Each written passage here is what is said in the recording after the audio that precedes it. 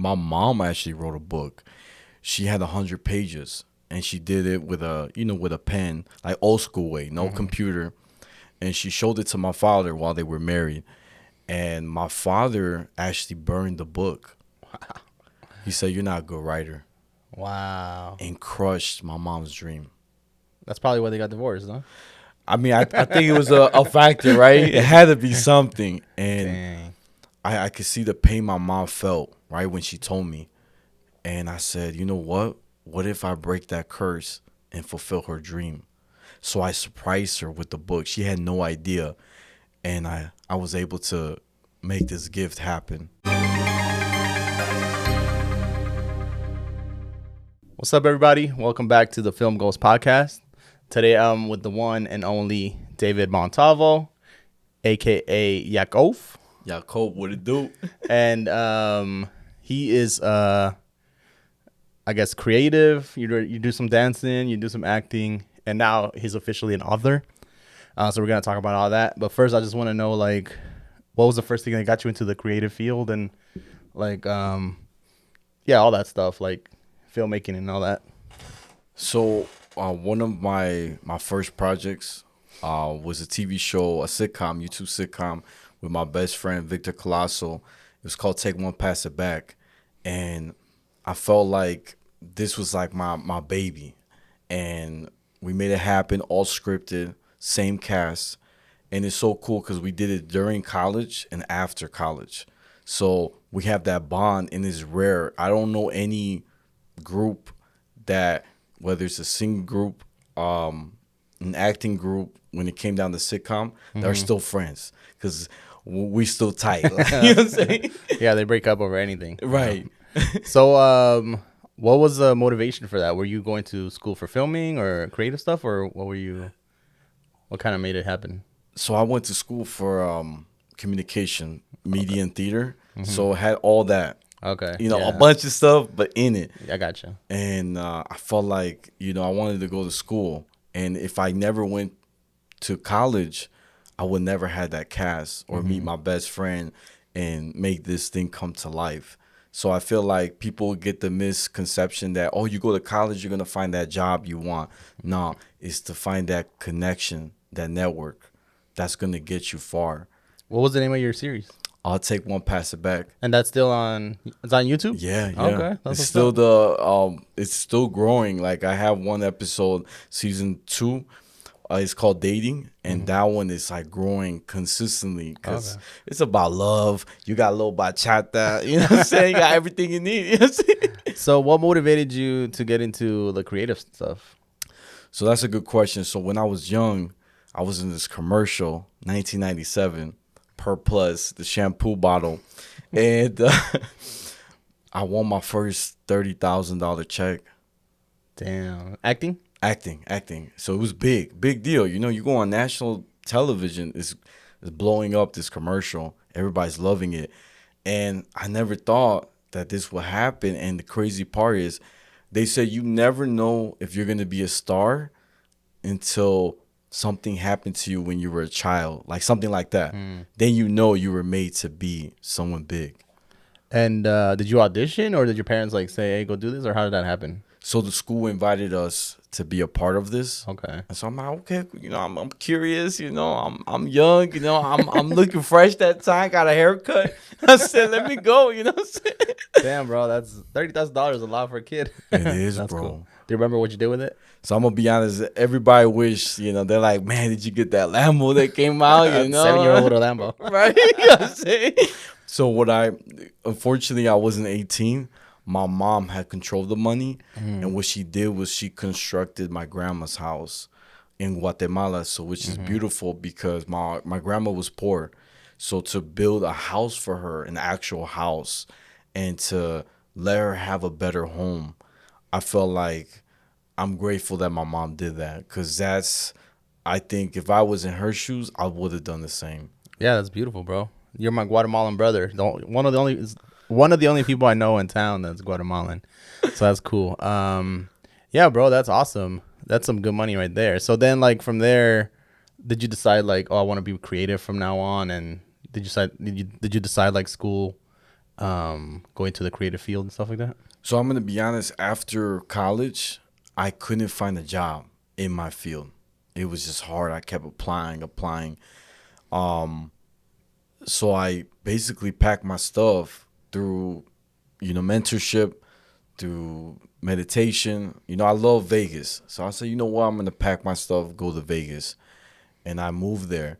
And when I moved there, everything was great. I went out on the weekend. I was young and single, looking fly that day, that year too. But then a month later, the pandemic happened. Oh, you just moved out here, bro. I just moved out here. Oh, I thought you were here longer. Nah, brother, Dang. I wish. Okay. So what happened? So pandemic happened. I lost my job for 3.5 months. I was going to food pantries. I was trying to get food. I was in my car waiting for like 2 or 3 hours just to get a meal, right? A box, Yeah. And sometimes they say, hey, we ran out. Come back next week. I'm like, dang. Yeah, You know what I'm saying? Yeah. So what I learned is if I sleep more, I don't eat more. You know what I'm saying? Right? That's a good philosophy. Just go to sleep. Go to sleep. So I'm sleeping, bro. And I'm thinking about that burger that I really want with extra, ketchup, you know what I'm saying? Fries, or even pizza.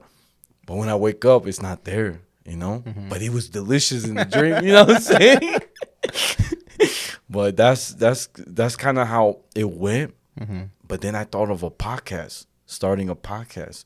And it was first called The Quarantine Session with me and my good friend, Jamie Rain. He was my co-host and my mentor. We started together. We started to get like different famous people on the show because he has a lot of connections too. I didn't. In Vegas, I don't know anybody, but he's from Chicago, did radio for a long time. And then we changed the name to Outlet to Reality. I actually came up with the name. He came up with the first part. I threw in the right hook. So Outlet to Reality is kind of philosophical because the purpose is to get you out of your reality, right? You think about the pandemic, whether it's life, a breakup, but this is the place to escape. So that's where I came up with the show. That's dope, bro. And I seen some. Yeah, how long have you been doing it for? Like 2 years now? 3 years? 3 years. And you've had like every week an episode. Yeah. It's hard, bro. It's hard finding people. Yeah, this is brother. I'm not calling every day. Yo, can you come? You know what I'm saying? So you started doing it on Zoom, right? Yeah. And you still do it that way. Is that something you want to change at some point, or do you like that way of doing it? So I'm gonna be honest, brother. Your setup is more professional. You know what I'm saying? Thanks, You're in a higher level. You know what I'm saying? I want to do it your way In person, yeah. In person, but the thing is, it takes me so long to edit. And I'm gonna be honest. I have 9 interviews a week. Damn. That's a lot, brother. Yeah. And each episode I'm editing, it takes me about 3 to 4 days to edit. Holy shit, bro. You're backlogged. I'm back. Yeah, I'm backed up. And check this out. I got to get the music right. I got to make sure that the cuts are good. And sometimes I get people canceled. So I have plan B, like extra people that are already booked. And you always want to be prepared if someone cancels. So I always have, a bunch. But when you do it through Zoom, they could be in a different state, different country, and they have no excuse to say I can't do it. Right. I had one person I think was in the bathroom doing the recording. I said, "Damn, you must be in the zone." You know what I'm saying? And it was so funny, but I'm telling you, like, there's no excuse. You got your phone, just charge it. Yeah. You know what I'm saying? Yeah. You can't smell, so that's a good Right? thing. That's good. Yeah. So what do you talk about in your podcast, or what do you like to? Is it just like a bunch of different subjects, or you hone in on one thing? So there's 3 main subjects, right? Big ones. It's relationship, mental health, and faith. Those are 3 components that I feel like people are always searching. I bring in professors, social workers, even celebrities too, and I kind of find a way to ask questions that they've never been asked before, right? I do my research first, and if there's a story that hasn't gone viral, I'm gonna make it happen. Like I did one. They're called they're big TikTokers. They're called Jew Crazy. They're 2 Orthodox Jews that teaches about prayer, They do some cool dances, and they're always dressed up. Looking fly. They looking fly, and they got banned on TikTok 9 times. So I said, why don't I do a story on them? They're big time TikTokers, and I think the story will go big. So I had them on my podcast, and watch this. 4 or 5 days later, after recording, Fox News had them on air. Oh, wow. And then they were on the newspaper and started big and bigger, like the story. So that's, as a podcaster, we're like journalists, we need to capture the story before it goes big. That's the method I realized. So I find other stuff that's interesting. I was like, you know what? Let me do one. I got one more if I could share. Go ahead. I had Michelle Obama's first cousin, who happens to be a rabbi, which is huge. Oh, okay. No one knew that, Michelle Obama, some of her family are Jewish. So I was like, let me do the story. And I had him on. Coolest interview. And I asked questions that no one has ever asked. On TikTok, it went to 92K views in 2 days. People were like, oh my gosh, I didn't know. He's so entertaining. I love his voice.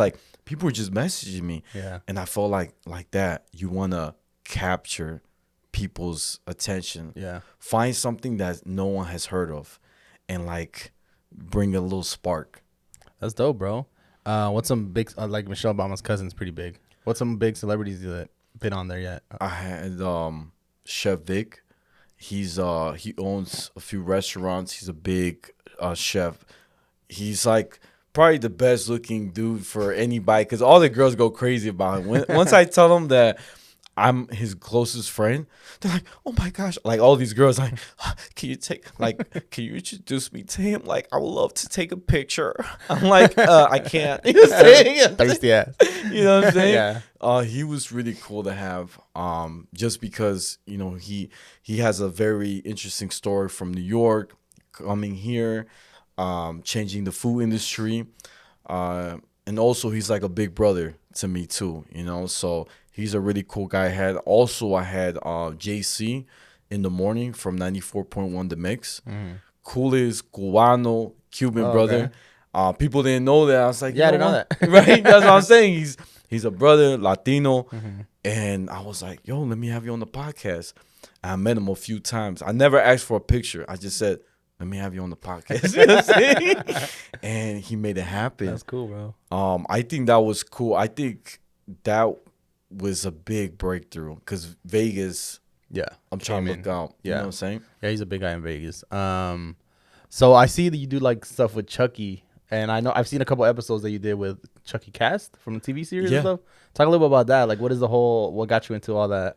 This is so cool you brought up. So I have a TikTok comedy skit. It's called Roomies with Chucky, and Chucky becomes my roommate. And it's so funny. I do his voiceover, I do his laugh, do everything. And it's so cool because I do all improv, and I make sure that I give him kind of like a story, things that roommates fight about, fighting for the bathroom, leftovers, the dishes aren't washed. So I make it come to life, and I bring in Baby Yoda, the Three Stooges, Stitch, and I bring a rabbi who's a doll, and I just kind of make it into a fun thing. Yeah. Cool thing about the actors, right? So I had 2 of the main actors from the TV series, the Chucky show that's coming out next week, season 3. I had them on the podcast. Andy, aka Alex Vincent, and Kyle, Christine, can't get her last name out. It's not coming out right now, but I had them too, and they're one of the big characters and the original G's from Child's Play 1 and 2. There's 7 franchise, and it was hard, probably the hardest people out of everyone to get on the show. Yeah, I bet. You know what I'm saying? They're on a TV show. So, yeah, right now.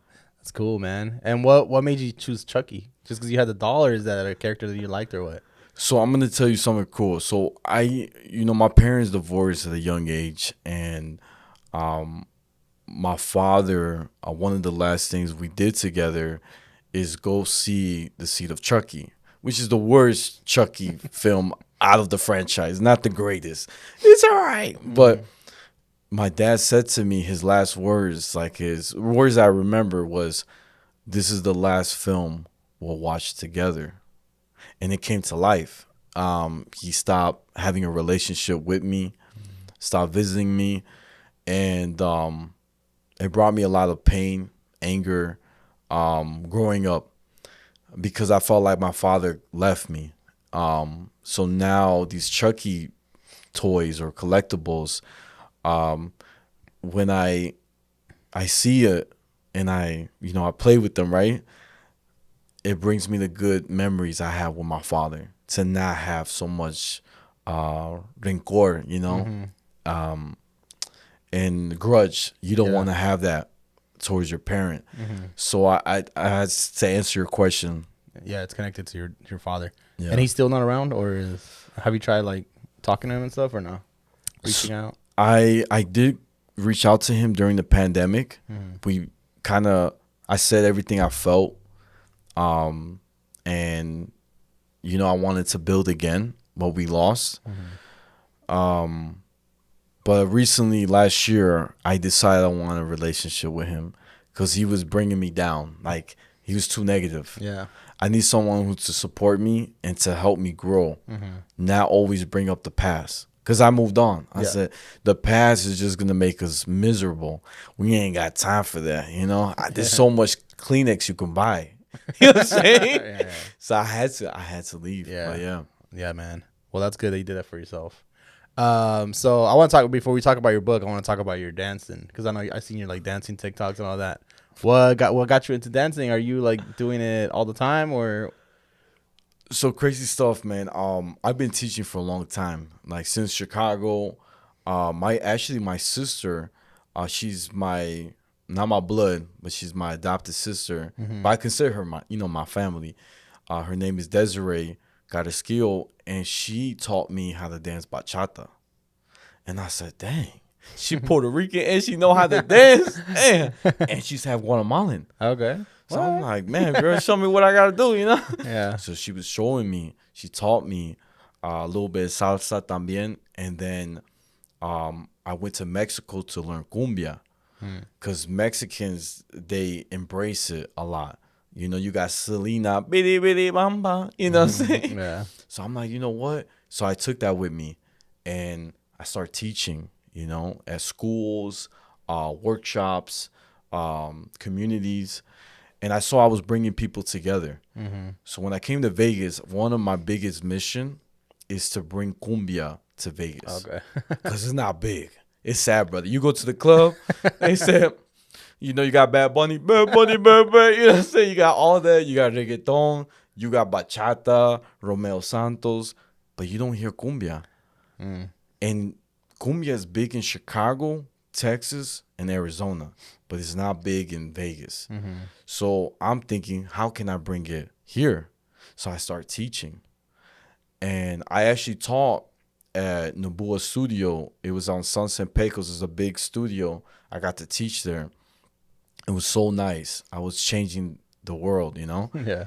I even did an event. I don't know if I know you my boy. You gotta love tacos, right? Yeah. Of course. You know what I'm saying?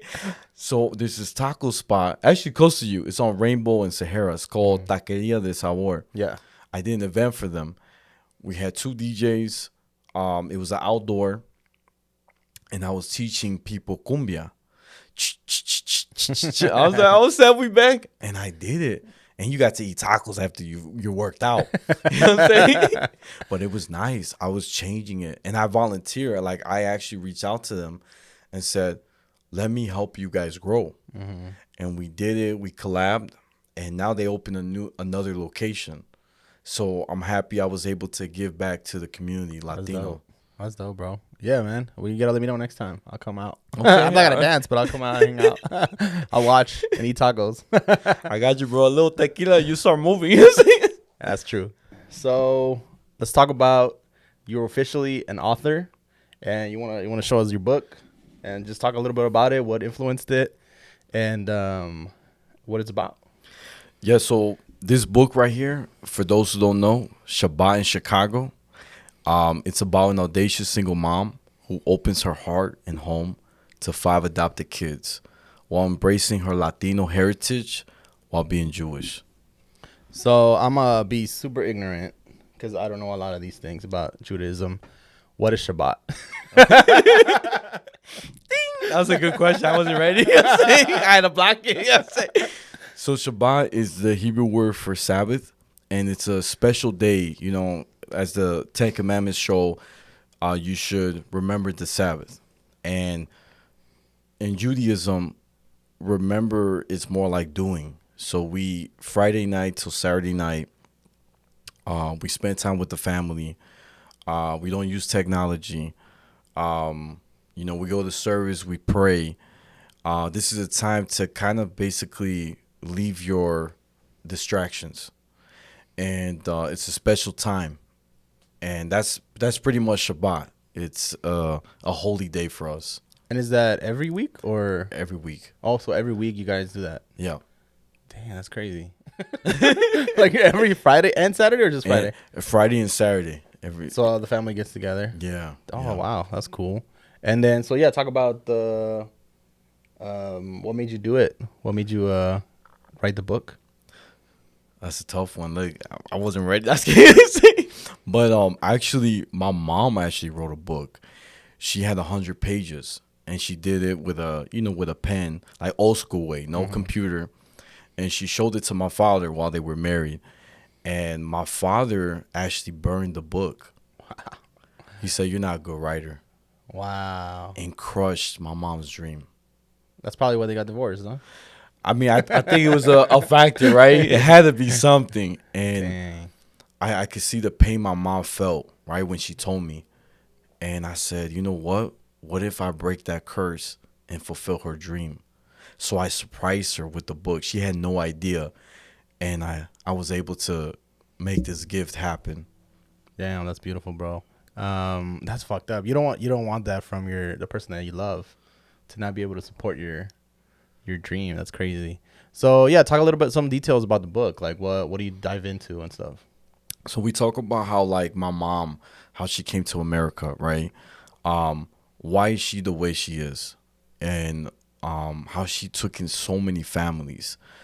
There's even a small story I can share where one of my brothers, who became like a big brother to me, his name is Esau. His brother passed away, and he needed money for the funeral. And my mom, she never uses the word like yes or no. She always said, "Let me see what I can do." That's a better word, because it's like I can at least try.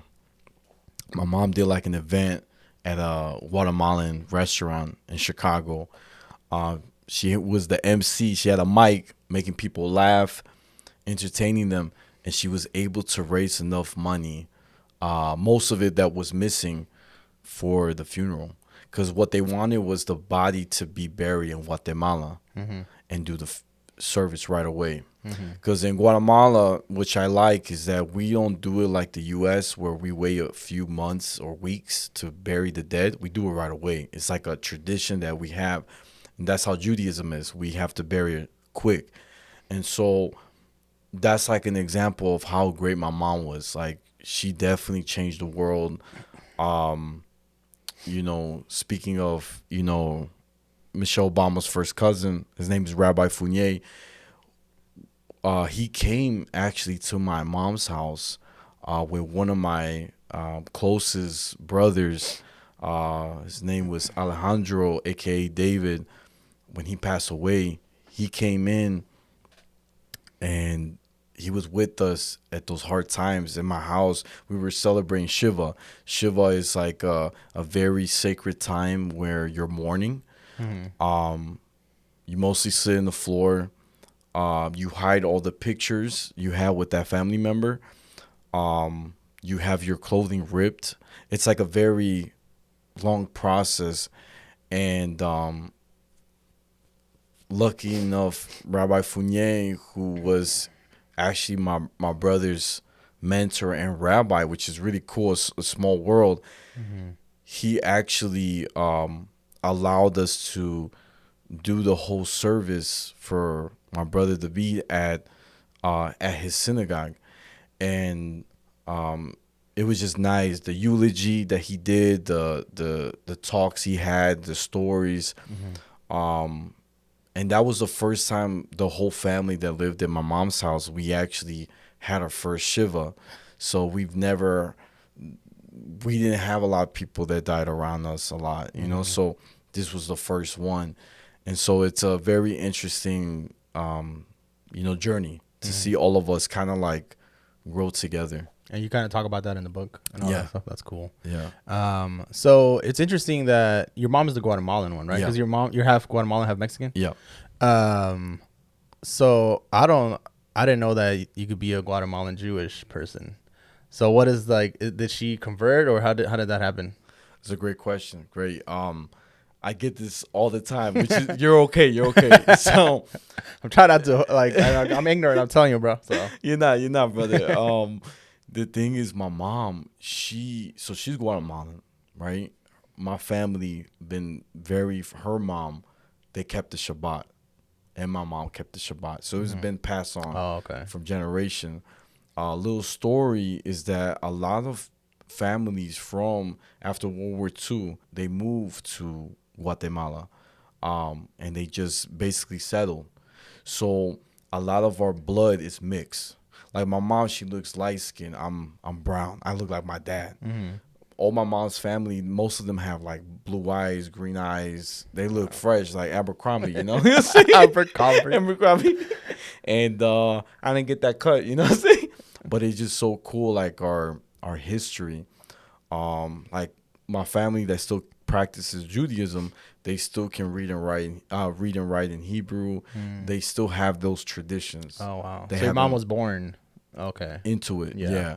And so it's just so cool to see her story. Now, for those who don't know, Latino Jews, we are very small.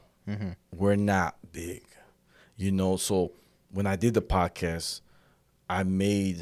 this was a pathway for my Latino Jews to not be afraid. Like, we have a place where we can speak about our lives. Other podcasters that were Latino Jews that I saw, like from New York, they started to open up and come out, you know, which is beautiful. Yeah. The book, this is crazy. You know, I happen to be the first Mexican Guatemalan Jew in history to have a book published in the U.S. Wow. That's already making history. That's crazy. You know what I'm saying? Yeah. And we dive in to like how did we came about. There's a guy you're gonna love. His name is Rambam. He's a old timer, one of the biggest scholars, rabbis of during like the Crusades, like a really long time ago. He is one of the most influential people that changed like hospitals. He changed a lot of systems because of his work. He was a doctor. He was a rabbi. He changed the community. He had good relationships with Muslims during that time. And he brought peace. And guess what? He is from Spain. And he's a rabbi. You ask any Jewish person, they will say Rambam is the biggest, or their favorite rabbi or commentator of the Torah or anything of all time. You know, it's one of their top fives, you know. I look at him like Biggie Smalls. He's, you know, the top. And it's cool because he's Latino. Yeah. So I feel like Spanish. It's Spanish too, you know what I'm saying? And for him to leave a legacy, I feel like I'm doing it too in our generation. Yeah. So I'm trying to pave the wave, you know? Yeah. That's awesome, bro. Yeah, I didn't know that. So it's a good learning experience. So what was the process real quick of bringing the book to life? Like what steps did you have to go through to actually get it published and stuff?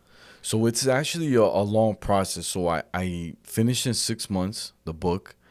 You wrote it in 6 In months. 6 months. Oh damn. Okay. I was on That's it, brother. fast, bro. Yeah. I was like, yeah. My pen was dying too, you know. You wrote it by hand? No, I did. you typed I typed it. Yeah. I wish I was. It's not as fun. Yeah. Sorry, brother. You got me with that one. But when I was doing it, I was like, I need a publisher. My guy was telling me I should publish it my own, but I'm like, nah, I can't. I need to do the old school way because this is my first one. It's my baby. I got to start. So I started looking. My rabbi or teacher, he got me connected to his publisher from Israel. And I got to meet him, talk to him, and actually not meet him because I didn't fly out there. But, I had him on the phone. And I was like, hey, this is my book. What do you think? Can you help me publish it? And I could tell he was not invested in my vision. He basically said, I can do it for $6,000, but no marketing. Wow. And he's like, you're only getting 87 books. And I'm like, and no editing. So I'm like, I don't think I want to do it. Yeah. I'm not really getting a lot out of it, you know? And I had to tell my rabbi, look, it wasn't worth it. Like, I can't, I had to move on because you didn't believe in my work. And I told him this story you have never heard. You're probably used to hearing the regular, typical Jewish person that grew up in New York or Chicago that was not Latino. I'm trying to break the norms to show that Judaism come in all shapes and forms. And he didn't see it. And it hurt because that's my brother, right? It hurt. And I was like, you know what? It's okay. Hashem has someone who's going to find me God. It's going to find someone for me. So I looked around, did some research, found other publishers. But there was one I was feeling more. I was like, let me hit up my professor. Her name was Dr. Maribel Lopez. She wrote a lot of books. Latina, social worker. And I was like, you know what? She'll be a good person to ask. I said, hey, can you reconnect me to your publisher? I think it'll be big. And she goes, yeah. I mean, but if she don't like your work, it ain't going to happen. I got hurt. So I said, I hope so. So I called her, nice Puerto Rican lady, Dolly, and I told her my book. And she's like, let me read it. She said, if I don't like it, I ain't going to publish it. I was like, dang. So it's her publishing company? Yeah, it's her publishing company. And she's like, the thing is, I have to look at my reputation. I don't want to put a book out and it's all about negativity. I want to have a book that will inspire people. You know what I'm saying? Yeah. She has a good point. I'm with her 100%. Yeah. So I start, 2 days go by and she gets back to me. She said, Mia, I got to tell you, I love your book. I said, thank you. But she's like, you got a lot of work to do. You know what I'm saying? And I was happy. Yeah. She's like, look, I think it's beautiful. You're dedicating to your mom. You're showing the diversity of Judaism. She's like, I love that you bring up Hispanic Jews, Ashkenaz Jews, which are European Jews. You're bringing so many people. This is so nice. And I was so happy. She's like, I'm going to help you out. And she actually understood my vision. I felt like she really did. We had a long conversation for like maybe a good hour. And she's in Chicago? Still in Chicago. Yeah. Wonderful lady. And I told her I have a deadline. I said, look, I got to get this book out August 12th. She's like, why?